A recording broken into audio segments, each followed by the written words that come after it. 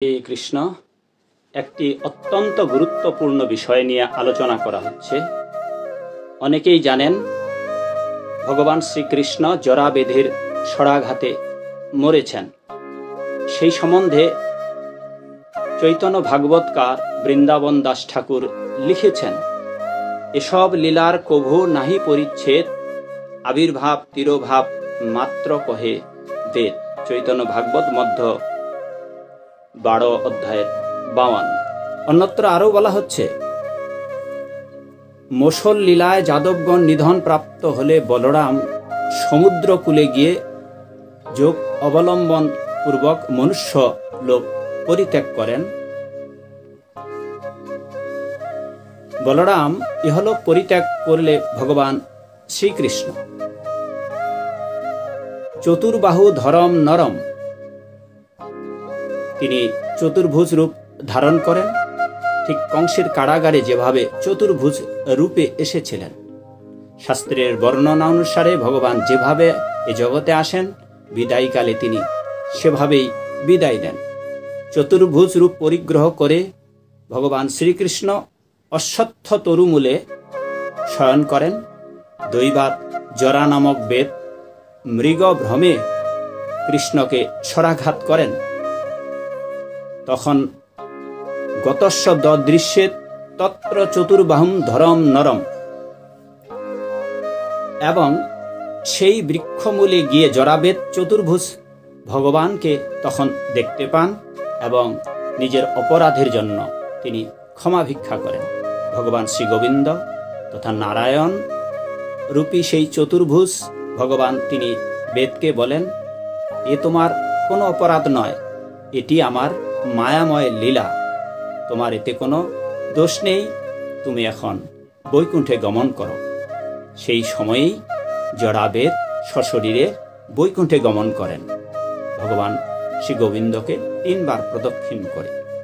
ভাগবতের 11 স্কন্ধের 31 অধ্যায়ের 5 এবং বিষ্ণু পুরাণের 5, 37, 68 শ্লোকেতে বলা হয়েছে, ভগবান শ্রীকৃষ্ণ স্বীয় শরীরে ইহলোকের অগোচরীভূত হন, অর্থাৎ সশরীরে তিনি বৈকুণ্ঠে গমন করেন।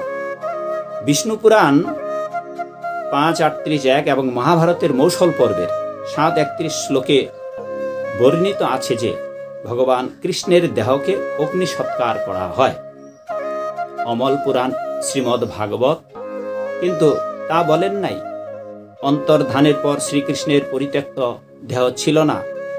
যিনি স্বীয় গুরু সন্দীপনী মুনির মৃতপুত্রকে জমপুরী হতে এবং বসুদেব দেবকীর 6 জন মৃতপুত্রকে বলিরাজের সুতল লোক থেকে তার মর্তদেহী ফিরে এনেছিলেন, যিনি মাতৃ গর্ভে ব্রহ্মাস্ত্র দগ্ধ পরীক্ষিতকে রক্ষা করেছিলেন, জরা নামক বেদকেও যিনি সশরীরে বৈকুণ্ঠে পাঠিয়েছিলেন, আর সেই ভগবান স্বীয় শরীরে তিনি তার নিজের ধামে পৌঁছাতে পারবেন না, এ হয় না। তাই বৈষ্ণবাচার্য শ্রীধর স্বামী তার ভাগবত টিকায় লিখেছেন, শ্রীকৃষ্ণ স্বেচ্ছয়া ধাম শতন্যেব সমাবিশেত, অর্থাৎ শ্রীকৃষ্ণ ভগবান তার স্বীয় তনু দগ্ধ না করেই স্বীয় তনুর সাথেই সশরীরে বৈকুণ্ঠে গমন করেন। কোনো দেহ রেখে যান নাই, সশরীরে বৈকুণ্ঠে গমন করেন। অতএব বিষ্ণু পুরাণ এবং মহাভারতে প্রথমে বলা হয়েছে ভগবান শ্রীকৃষ্ণ সশরীরেই তার বৈকুণ্ঠে বা গোলকে ফিরে যান, কিন্তু বিষ্ণু পুরাণে 5, 37, 68 এবং মহাভারত মৌসল পর্বে 4th অধ্যায়ে যে এ বর্ণনা, পরবর্তীর আগের পূর্বের বর্ণনা এ যে কৃষ্ণের পরিত্যক্ত দেহের সৎকার করা হয়েছে, এটি পরবর্তী উক্তি। সুতরাং পূর্ব উক্তি ভগবানের সশরীরে বৈকুণ্ঠে যাওয়ার উল্লেখ থাকায় পরবর্তী উক্তি গ্রহণযোগ্য নয়। তাছাড়া ভগবান বলেছেন এসব তার মায়া লীলা। আরও বলা হয়েছে, জীব গোস্বামী ভাগবতের 1ম স্কন্ধের 3য় অধ্যায়ের 1 শ্লোকের টিকায় তিনি বলেছেন, ভগবান রাম এবং শ্রীকৃষ্ণ তনু গ্রহণ এবং ত্যাগ করেছেন বলে শাস্ত্রে যে উল্লেখ রয়েছে, এই ত্যাগ বলতে দেহত্যাগ নয়, পৃথিবীতে ভাগবতের প্রথম স্কন্ধের 14 অধ্যায়ের 8 শ্লোকেতে মহারাজ যুধিষ্ঠির বলেছেন, ভগবান শ্রীকৃষ্ণের পৃথিবী ত্যাগ করে গোলকে যাওয়ার উল্লেখ রয়েছে। হরে কৃষ্ণ।